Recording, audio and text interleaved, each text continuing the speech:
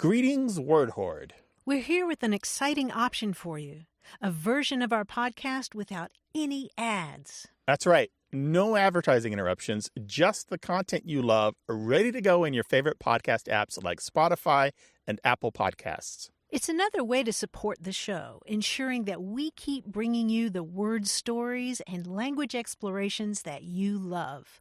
Try it at waywardradio.org/ad-free. And it's affordable. For just a small subscription fee, you can enjoy A Way with Words uninterrupted, except by us. Plus, it makes a great gift. Know somebody who loves language as much as you do? Give them the gift of words. Easy to sign up, easy to enjoy. It's the same A Way with Words, just streamlined for your listening pleasure. Go to waywardradio.org/ad-free. Support us, support the show, and enjoy an ad-free listening experience. waywardradio.org/ad-free. Thank you. You're listening to a special edition of A Way with Words, the show about language and how we use it. I'm Grant Barrett. And I'm Martha Barnett. Today, we're listening back to some of our favorite discussions with some of our youngest listeners.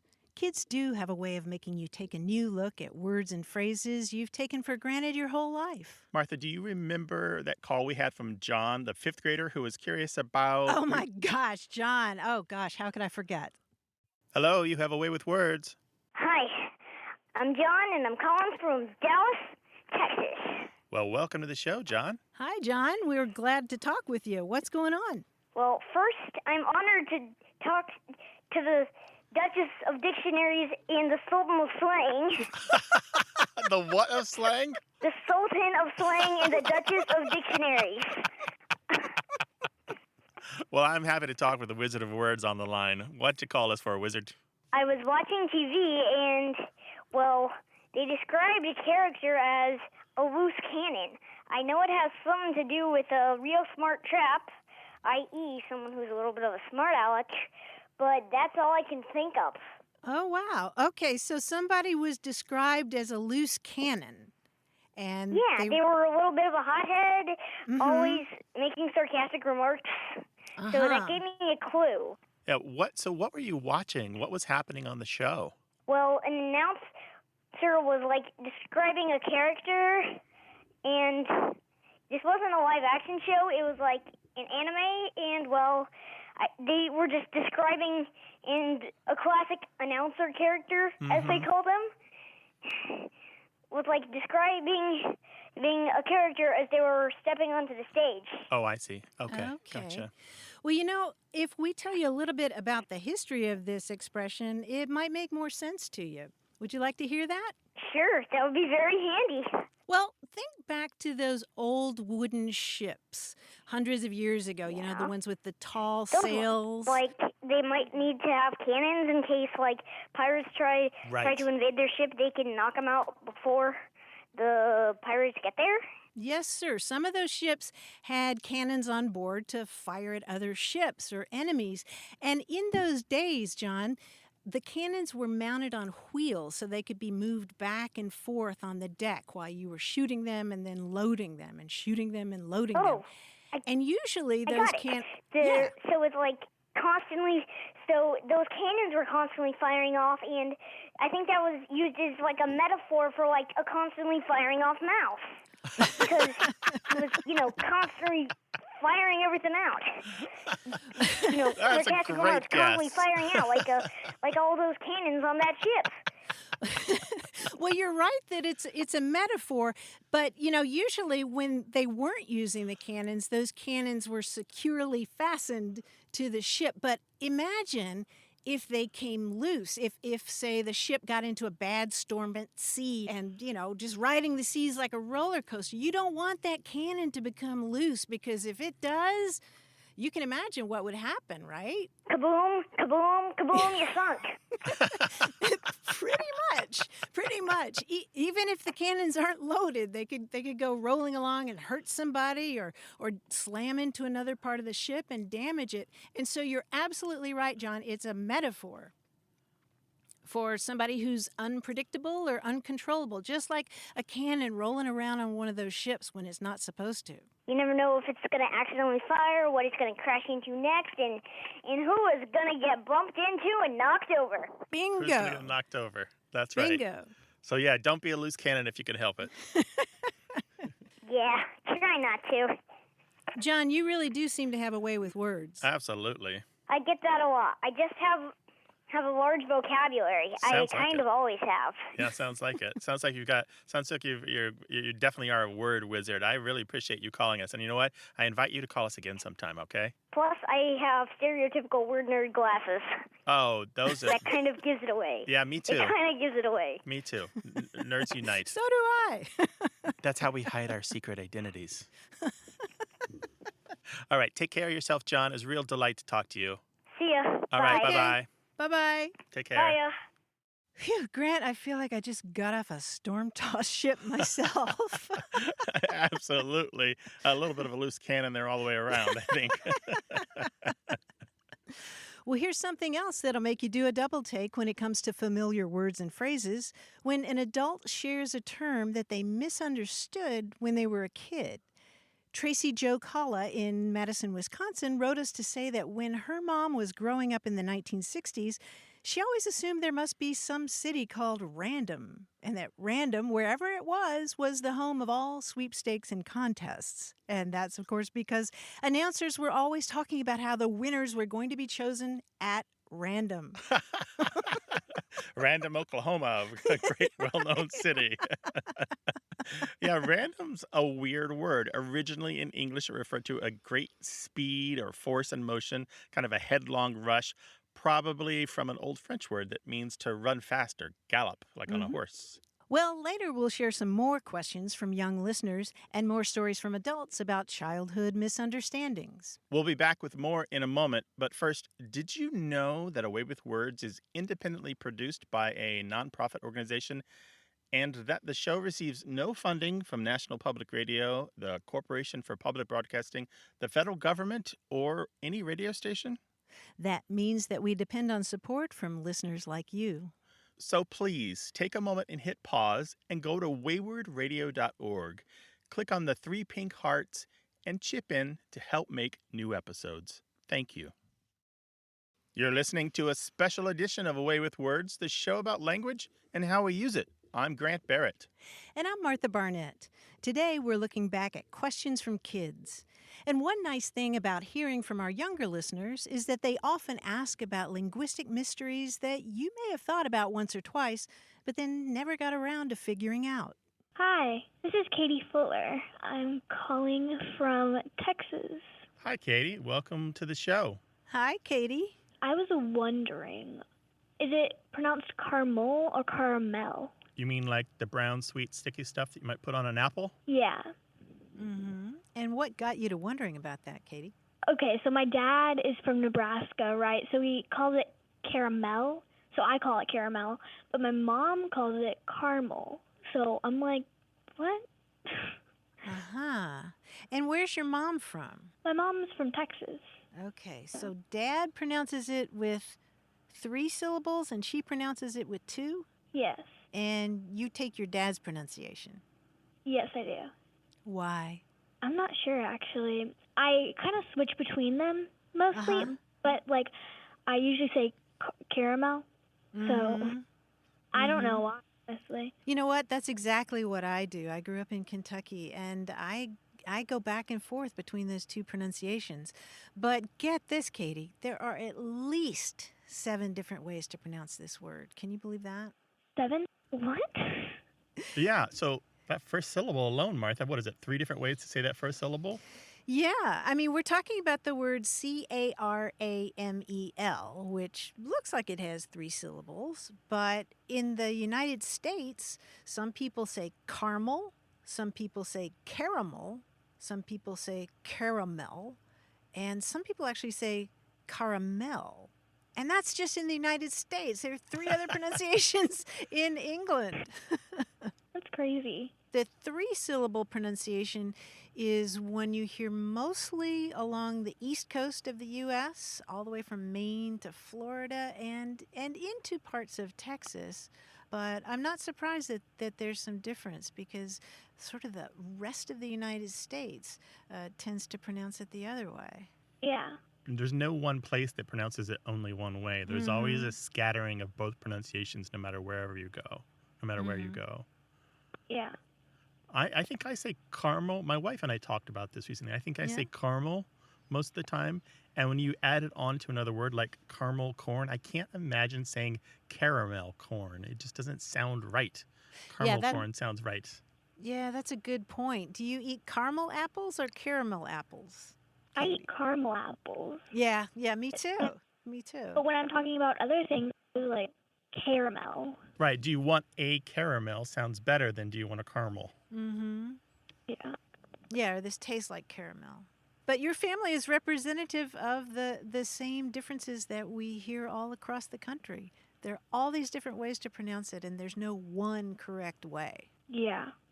Yeah. So how do you feel about that? I think that's cool. I thought there was only 3. Yeah, that first syllable can be care, cur, or car. The last syllable can be male, mill, or mel. And that middle syllable can either be or not pronounced. And so mix them up, and you got a lot of different pronunciations. Yeah. You know, Grant, I realize I'm still all over the map when it comes to the pronunciation of this word. I don't know about the pronunciation, but I'm all over caramel when it's all over an apple. And then it's all over your teeth. All over my shirt, my fingers. Well, another youngster's question got us thinking about the long history of some abbreviations we use today. Hi, my name is Vivian. I'm calling from Indianapolis, Indiana. Welcome, Vivian. What can we do for you? I had a question. Why is the abbreviation for the word number, which is spelled Numberno, if the letter O isn't anywhere in the original word? Oh, so you're thinking maybe it should be NU instead of NO as an abbreviation, huh? Right? I mean, probably. It's part of a set of abbreviations we have that are basically older than English, or at least modern English. It goes back to the Latin form of the word number. One form of it was numero, very much like in Spanish and Italian today, Numero. And Latin scribes abbreviated a lot of their writing, and the way that they abbreviated that word was in O, with a little mark, or maybe the raised O with a line above it to indicate that the word had been shortened. And so that's it. And so we've just kept that Latin abbreviation through the millennia. Oh, wow, that's so cool. Yeah, and there's a few others like that. Pound is a classic example of that, like the weight LB for pound. Yeah. And the original Latin word is numerous, but that particular case, the ablative case, means in or with. Yeah. We don't really have cases in English in that way, so it's kind of lost on us, but yeah. Well, cool. Thank you for telling me. Yeah, that's pretty much it. Thanks for calling. Really appreciate it. Thanks. Vivian raised a great question. We take those abbreviations for granted, but then you start thinking, but wait, why do we abbreviate number as NO or pound as LB? But once you know the linguistic roots of those abbreviations, the answer is perfectly clear. The history is right there. You know, come to think of it, another example is the abbreviation for the English word ounce. Ounce comes from the Latin uncia, U-N-C-I-A, which is a unit of measurement. And this ended up in medieval Italian as onza. And that word onza was abbreviated as O-Z, and we borrowed that into English as our abbreviation for ounce, O-Z. That makes a lot of sense. I can just see the Italian traders not only giving goods to English speakers, but also language. Right, all that Italian wine. We'll be back with more calls for you in a moment. But first, help us keep bringing you more episodes with a gift to the nonprofit that produces this show. Go to waywardradio.org, click on those 3 pink hearts, and give what you can.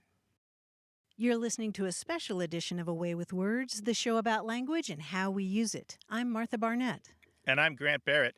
Today we're celebrating the things we learn from kids and their curiosity about language. Many times kids often have a perfectly logical guess about the origin of a word or phrase, even if it's not the right one. Hi, I'm Harry Evans from Charlotte, Vermont. Hi, Harry. Hi. So the other day I was cleaning my room and my dad said I want it as clean as a whistle. I thought about that phrase a little bit. I was like, wouldn't a whistle be sort of like gross almost from like people blowing into it and like all the spit building up in it. Yeah, like the spit from a trombone, right? Yeah, so I was just curious about the origin of it. So Harry, you're in Charlotte, Vermont, which we talked about on the Yeah. show, and we know it's pronounced that way. And you're how old? I'm 14. So that puts you in high school? 8th grade. 8th grade, I almost. graduate tomorrow. Graduate tomorrow? Well, congratulations. Hey, That's a big deal. congrats. Thank you. And do you keep your room as clean as a whistle? No, not at all. What do you get from Dad if you do make it clean as a whistle? Probably video games. Okay, that's not bad. But so you're just like, this is gross. It's covered in spit. Why would I want my room like that? Yeah. Yeah. Excellent question. Harry, the answer is that the kind of whistle that we're talking about in this phrase isn't the kind of physical whistle that you might buy in a store, like a slide whistle or the kind of whistle that your PE teacher might wear around his neck. It's the sound of the whistle itself. You know, when you whistle and it's just so clear and pure. Yeah. Yeah. I guess that sort of makes sense. Yeah, it's that kind of whistle. And the clean is a little bit different too. It's not so much the idea of something that's not dirty, but you know how sometimes you use the word clean to mean completely, like cut clean through a piece of wood or something like that? Yeah. So it's a little bit different sense for both of those words.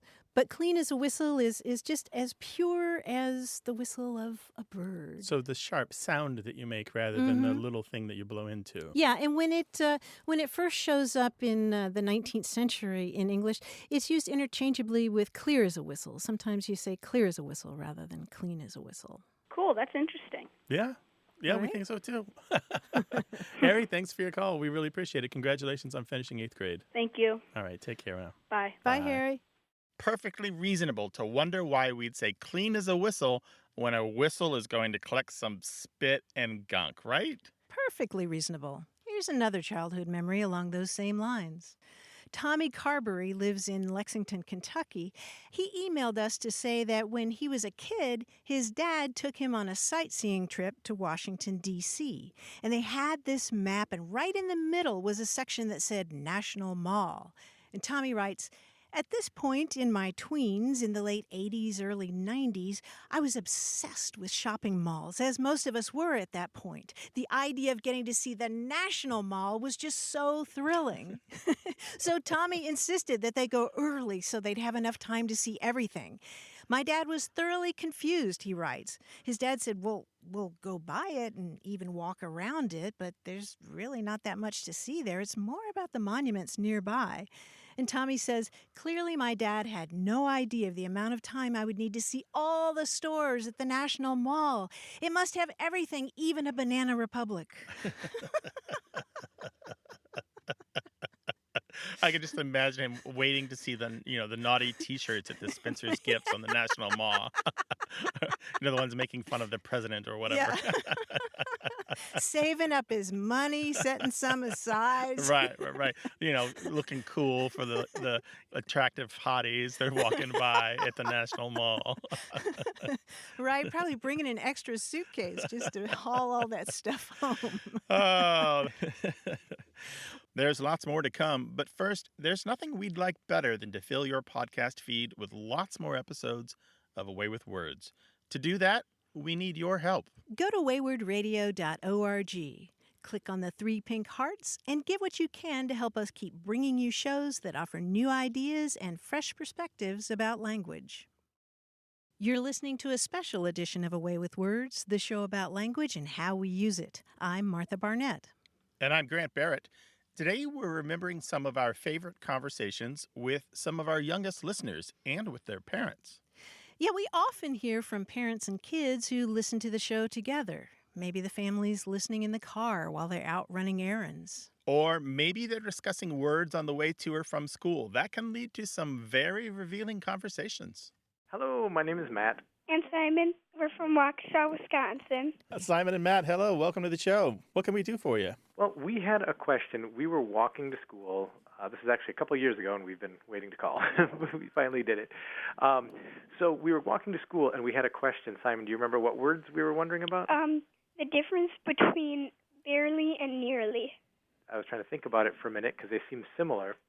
But then I used sort of my dad kind of approach, was like, well, if you pardon my my bluntness, but if you nearly poop your pants, then you almost did, but you're in the clear. If you barely pooped your pants, it seemed like you just a little bit not good, better go change.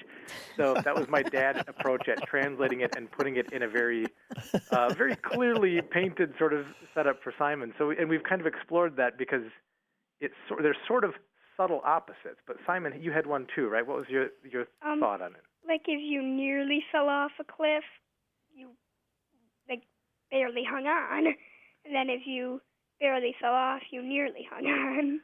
Yeah, kind of. Yeah, it's true. It's all about those circumstances, right? Mm-hmm. So you might almost think about it as a timeline where there's an event and nearly is before the event and barely is after the event, right? Right. It seems like it gets, because when we were trying to look at opposites, you couldn't say like I nearly died versus I barely died. Right. Mm-hmm. There's a completeness in, it works if it seems to work only if there were like shades of something in a sense, or the timing wise it seems to fit that. Yeah, so it's more about chronological, it's more about time than it is about them being opposites. That's so interesting because I think of it in terms of space. I'm thinking visually. Like if I reach my finger out and I nearly tap you on the shoulder, I didn't really tap you on the shoulder, but if I barely tap you on the shoulder, I've crossed a line. But it's the lightest of touches. Yeah. Yeah. So time and space are the keys here, I think. I love it that Dad immediately went to the bodily functions for the explanation. And the son's got the classy one. He's talking about cliffs and falling. Nice going, Simon. Way to be the adult, kid. You know, Grant, putting aside the part about pooping in one's pants, Simon really did ask a nuanced question, didn't he? Yes, he did. Yes, he did. Bravely asked it, indeed. Well, we've been talking about how questions from kids often make us stop and think about why we say the things we do. And then there are those funny childhood misunderstandings we still remember. Joshua Minton left us a voicemail, and he said, I couldn't have been older than 4 or 5 playing baseball with all the older neighborhood kids. They let me have a quote-unquote home run. So all the kids were yelling at me to go home, run home. My house happened to be across the street, so I thought they all wanted me to leave. I literally turned around and ran home instead of running the bases. I think I've seen that in a movie. Well, you know, I had something somewhat similar happen to me when I was probably in junior high and I was on the church basketball team, and I had warmed the bench during the first half of a game, and they put me in the second half, and I had forgotten that they changed which goal you're supposed to go to at halftime. And so I stole the ball, and I was so proud of myself. I was running, and I heard people on the sidelines saying, go, go, go. And so I kept going to the basket. I made a layup, but of course what they were saying was, no, no, no. Oh, no. Well, at least my team was. I guess the other team was saying go, You go, scored go. in the wrong basket. How long did it take to live that one down, I guess? I wonder. I still haven't. Nightmare fodder when you can't sleep. And when I do sleep, I dream about Yeah, it. when you do sleep. You know, I could also identify with this story from Sam in Nichols, New York. He wrote to say that he was confused as a kid when he heard the song Home on the Range. You know, it has that line about where seldom is heard a discouraging word. And little Sam wondered why in the world being out on the range made that word seldom discouraging to cowboys, where seldom is heard a discouraging word. And I thought the same thing. I could not for the life of me figure out why that particular word, seldom, was such a bummer for cawboys. That's wonderful. What a odd parsing of that sentence. But I get it because it's odd phrasing for a child. It's not. It is. Seldom it's is poetic heard. Phrasing or literary phrasing. And we'd love to hear some encouraging words from you. So if you like what you hear and you want to help us make more episodes in the coming year, please chip in what you can to support the nonprofit that produces this show. Every gift makes a difference. Make yours right now. Go online to waywardradio.org, click on the 3 pink hearts to donate, and thank you very much. Hey, listeners, we have a favor to ask. We'd love for you to fill out our listener survey at gum.fm/words. Your feedback is crucial. It's quick, and it helps us make our show even better. It shapes our show, helps us plan, and ensures we're bringing you the content you love. That's gum.fm/WORDS. Thanks for being a part of what we do. Thank you.